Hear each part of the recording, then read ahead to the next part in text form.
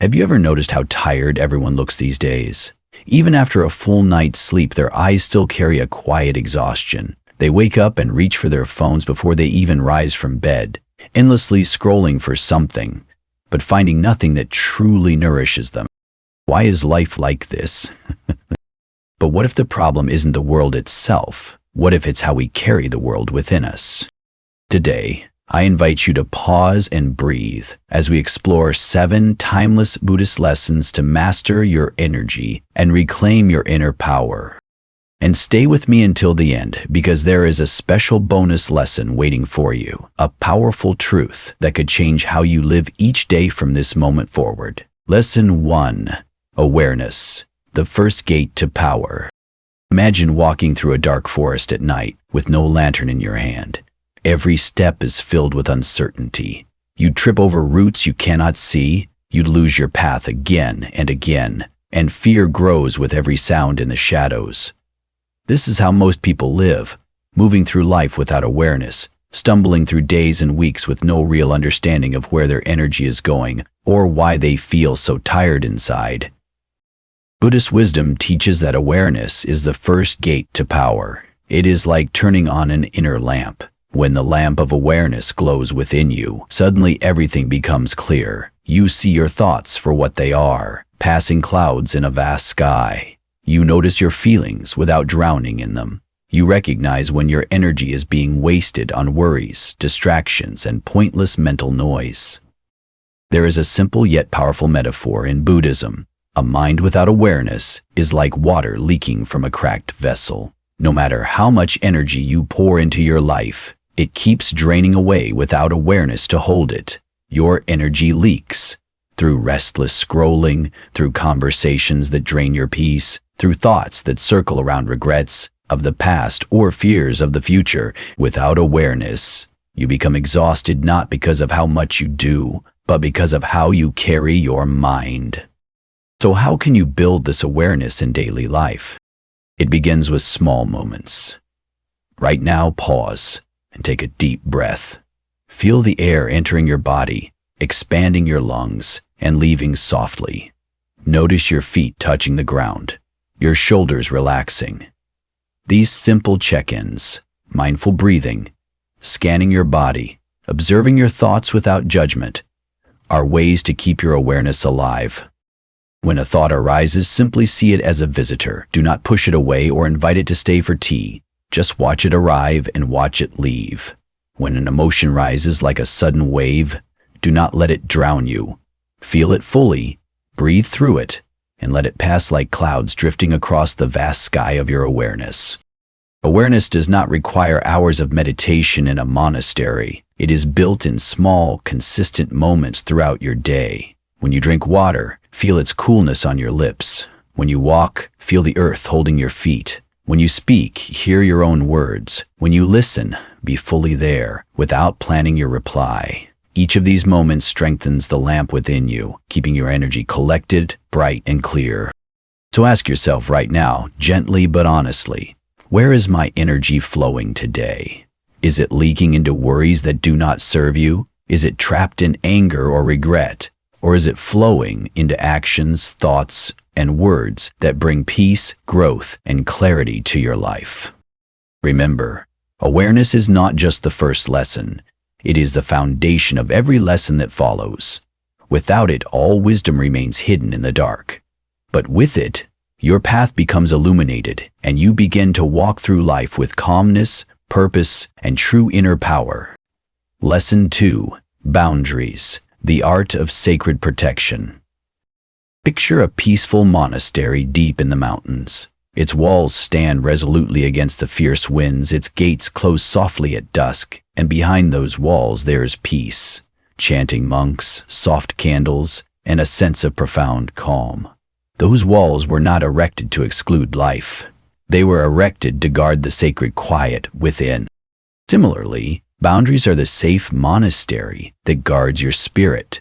They're not to keep the world out, but to preserve your peace and maintain your energy's safety.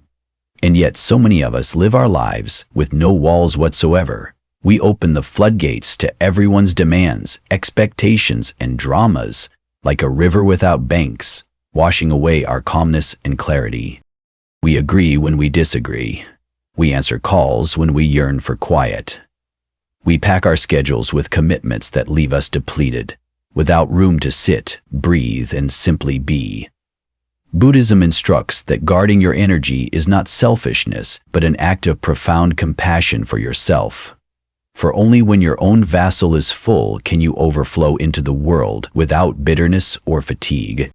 Saying no without guilt is a spiritual discipline. It is deciding to respect your needs over betraying them for the sake of others.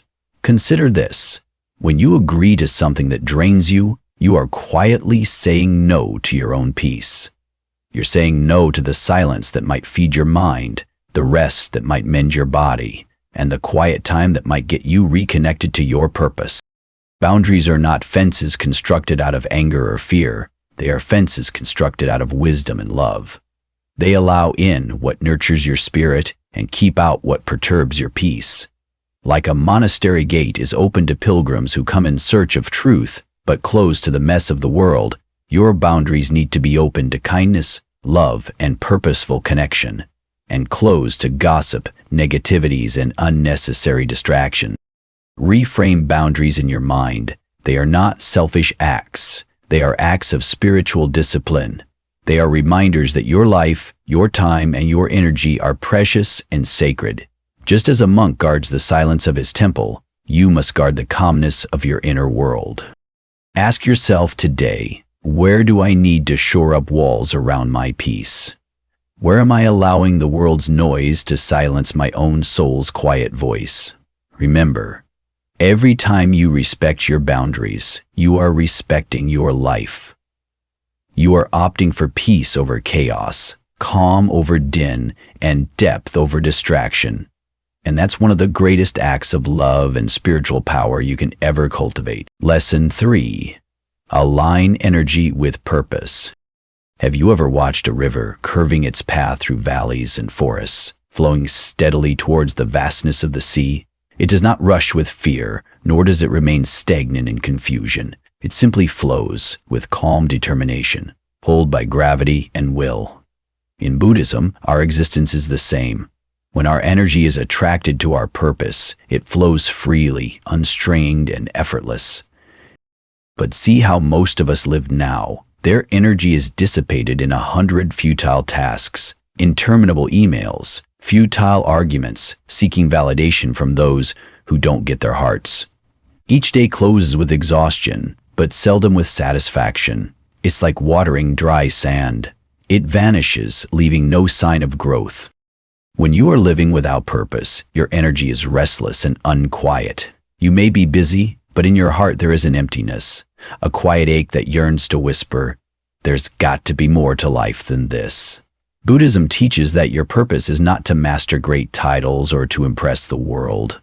It is to align your actions with your deepest values, with what fills your heart with peace and your days with meaning. Then politely ask yourself today, what is my real purpose beyond just survival? What breathes life into your soul? What is it that fills you with peaceful happiness even when you are by yourself? Perhaps it is creating something beautiful.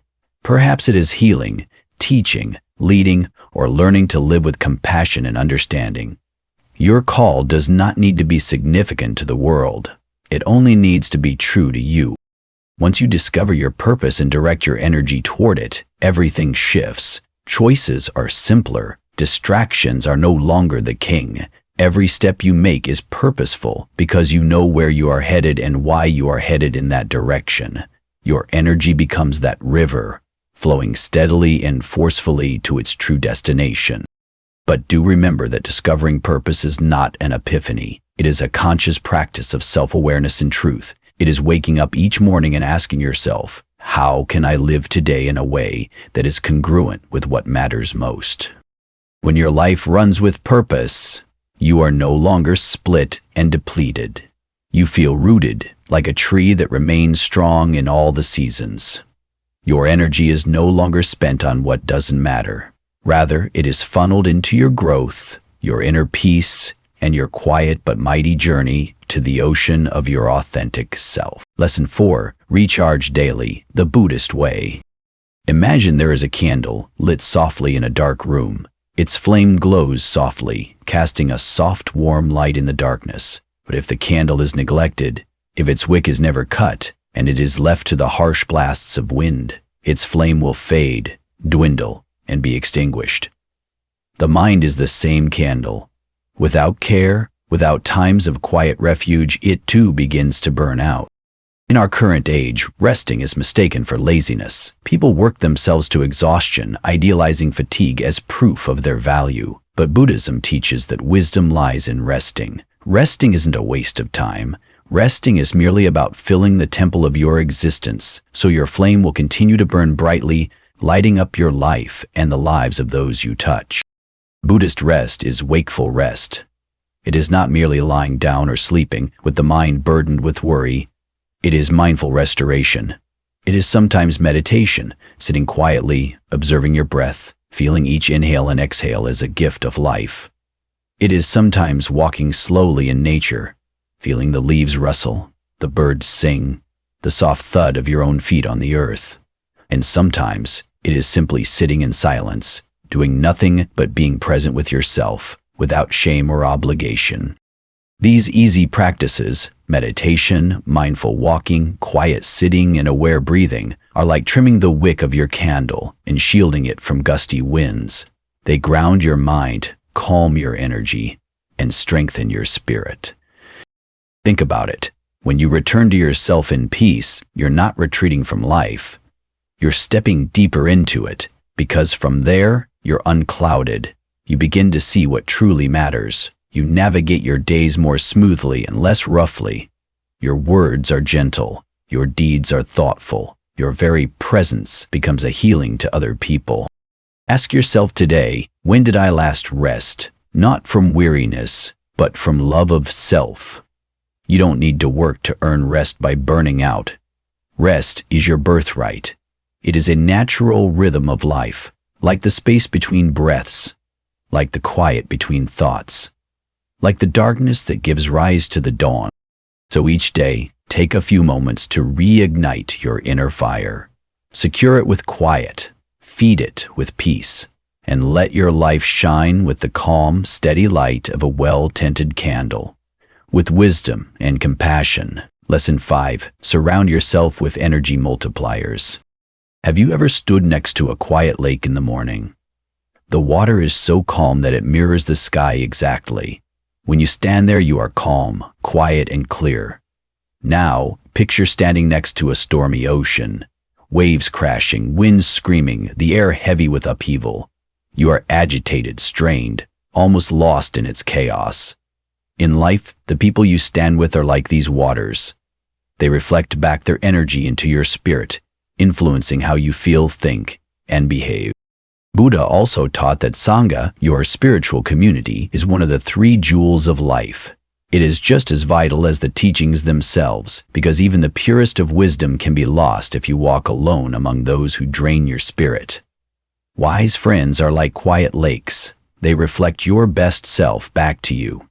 They encourage your growth with gentle honesty. They remind you of your strength when you forget. Their energy multiplies yours, lifting you higher in silent ways. But if you're around those who gossip, complain, or get sidetracked with negativity, their energy taints you like dark color in clear water. You wake up one day to find your mind restless, your hope dwindling, and your peace disrupted by storms that were never yours to start with. This is why selecting your Sangha is a spiritual practice. It is not a matter of judging others, but of guarding your path. It is seeing that your energy is a valuable thing, and like a seed requires the proper soil to develop. Associate with those who see your light, not those who cower in fear of its radiance. Be tolerant with those who are happy for your growth, not those who resentfully fight against it. Besides humans, think of the places you inhabit daily. Your home, your workplace, the coffee shops you hang out at, the online spaces you mindlessly scroll. They're all silent companions, shaping your energy without you even realizing it. A cluttered, chaotic space breeds a chaotic, cluttered mind. A space of serenity, simplicity, and beauty nurtures your soul. Like morning sun brightens the earth, Even your cyberspace is not spared. Who you are following, what you are reading, what you are hearing in the news, all of it enters your mind and affects your energy. If your feeds are filled with fear, anger, or noise, how can your mind be peaceful? Keep your cyber sangha as you keep your physical sangha.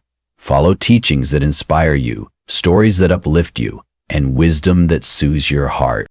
Take a few minutes today sitting in quietness and asking yourself, who are the lakes in my life and who are the storms? And quietly ask yourself, what spaces, physical or virtual, do I need to let go in order to guard my peace? Remember, having energy multipliers in your life is not loneliness. It is alignment. It is choosing to walk your path with those who bear candles, not swords in their hands, who build bridges, not walls, and who are surrounding you to remind you that peace is not something to search for. It is something to return to, again and again. Lesson 6. Transmute negative energy into wisdom. We often think of our negative emotions as enemies to be conquered. Anger, fear, sadness, jealousy. We push them away, hide them behind forced smiles, or let them explode uncontrollably, leaving ashes behind. But Buddhism teaches a gentler, wiser way. It reminds us that negative emotions are not enemies. They are unrefined wisdom, waiting to be transformed. Think of anger as fire. Fire can destroy, burning down forests, homes, and everything we hold dear. But that same fire, when tended with care, can cook food to nourish a family, warm a cold traveler by the roadside, and forge steel into tools that build bridges. Anger is not evil in itself. It is energy. If you react blindly, it burns everything in its path. But if you pause, breathe, and observe it with awareness, it can fuel powerful change. Anger can become courage to speak the truth, strength to set firm boundaries, and determination to stand up for what is right. Or think of fear. Fear is like a heavy mist at dawn. When it surrounds you, the path ahead disappears, and all you see is gray uncertainty. But if you stay still and let the mist rise with the sun, you will see that behind it stands towering mountains of courage you never knew you possessed. Fear is a signal. It tells you that something matters deeply to you. It is not there to stop your journey, but to make you walk it with greater awareness and care. So how do we transmute these emotions into wisdom? Buddhism teaches the power of mindful observation. When anger rises, pause. Feel its heat in your chest, its tightness in your jaw. Breathe into it without judgment. Ask yourself, what is this anger trying to teach me? Is it pointing to an injustice you must address? Is it revealing a boundary you need to protect? When fear arises, sit with it gently. Feel its trembling presence. Ask, what is this fear hiding from me? Often, behind fear lies a calling towards growth, a new step that feels uncertain but carries the promise of deeper purpose. Reframing is the art of seeing these emotions not as problems to be fixed, but as teachers to be understood. And once you understand them, you can transform them with compassion into purposeful actions. Anger becomes assertive truth. Fear becomes quiet courage. Sadness becomes tender empathy. Jealousy becomes inspiration to cultivate what you admire in others within yourself. Remember, transmutation begins with acceptance. If you reject your emotions, they grow stronger in the shadows of your mind. If you embrace them with mindfulness, they soften and reveal their hidden wisdom. Today, reflect gently. Which emotion have I been fighting lately? What wisdom might it hold for me if I sit with it like an old friend, listening deeply and without fear? Know this: the greatest masters were not those who never felt anger, fear, or sorrow, but those who learned to transform these energies into compassion, wisdom, and purposeful action. You too can become such a master. Begin simply by breathing deeply, observing honestly, and walking gently with every part of yourself. Lesson 7. Gratitude and presence, the twin jewels. Two silent jewels that continue to glimmer even on the darkest days are presence and gratitude. They are twin lotuses that flower in the muddied waters of existence, reminding us that beauty and peace do not depend on optimal conditions. Gratitude is the practice of noticing the lotus flower bloom in the mud. It is the subtle decision to look at what is good, what is lovely, what is already present, rather than lamenting what is lacking. As you practice your mind in gratitude, you move from a life of unspoken scarcity to one of unspoken abundance. You start to appreciate the little miracles, the feel of sunshine on your skin, the compassion in a stranger's smile, the rise and fall of your breath like waves at the ocean, sustaining you with every moment. It is simple to make it through the day conscious only of what you don't have. The mind, left untrained, roams searchingly, looking for issues to resolve, threats to evade, and injuries to shield. But thankfulness breaks this pattern. It speaks quietly and softly. Look closer. Beauty is here too. Gradually, thankfulness reprograms the heart into fertile ground where joy and contentment can flourish, even in the bleakest outward environment. And then there is presence, the second jewel. While gratitude is the awareness of the lotus blooming, presence is feeling the cool water it is surrounded by without reaching out to touch it. Presence is the practice of being here, whole and entire, without clinging to the moment or wishing it would go away. It is letting life flow through you, as it is, without resistance or judgment. When you live in presence, you touch life with intimacy. Mealtime is meditation. Walking is prayer. Listening is an act of love. Presence returns you to yourself again and again and reminds you that peace does not live in the future you are running toward or the past you are holding on to. Peace lives here, in this breath, in this still unfolding moment. Together, presence and gratitude produce a life of quiet abundance. Gratitude instructs your mind on how to live in abundance. Presence instructs your spirit on how to live in the now. One reveals the gifts to you, the other allows you to receive them in full. When practiced together, they form an unshakable foundation of serenity, clarity, and joy. Now, take a moment and ask yourself, what is one small blessing I can be grateful for right now? Then ask yourself, am I really here in the present moment, or is my mind somewhere that my body is not? Remember, the lotus flowers, not by denying the mud, but by growing through it. And you too can flower, beautifully and quietly, when you ground yourself in these two eternal gems, gratitude for what is, and being present with what is here. Bonus lesson: do less, live deeper, the hidden power of simplicity. Have you ever noticed how the tallest trees stand still, how the deepest rivers flow quietly, and how the most peaceful people radiate silent strength? There is a secret they hold: the art of doing less and living deeper. In a world that worships busyness, we wear exhaustion like a badge of honor. We cram our days with tasks, calls, errands, and endless scrolling, hoping it will make us feel fulfilled. But Buddhism teaches a truth that cuts through this noise. The more you chase life, the further peace runs from you. Doing less is not about giving up your dreams or being lazy. It is about cutting away what is not essential so what truly matters can bloom fully. Imagine a gardener pruning a tree. If he never cuts the dead branches, the healthy ones cannot flourish. Likewise, when you stop filling your day with meaningless tasks, your life gains depth and quiet beauty. Here is your powerful practice for today. Pause and ask yourself, if I could only do 3 things today that truly matter to my soul and my future, what would they be? Then, let everything else go. You will feel fear rise at first, fear of missing out, of disappointing others, of being seen as unproductive. But if you breathe through that fear, you will discover freedom on the other side. Because life is not measured by how much you do, but by how deeply you live each moment. The simplest day, lived with calm presence, loving intention, and clear purpose, is more fulfilling than a lifetime spent running without rest. Remember, even the sun does not rush to rise, yet it lights the entire world. So today, choose to do less, but live deeper. Sit with yourself in silence, drink your tea slowly, Walk without your phone. Listen fully when someone speaks. Work with focus and devotion rather than urgency. And above all, honor the truth that your worth is not in how much you produce, but in how deeply you exist. Let your life become like the lotus, rooted in stillness, rising through the mud, blooming silently for all to see. Conclusion. As we come to the end of this journey together, remember this simple truth.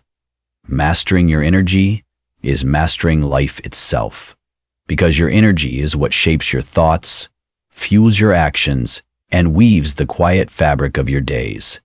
It is the invisible force that determines whether you walk through life feeling burdened or light, scattered or rooted, restless or deeply at peace.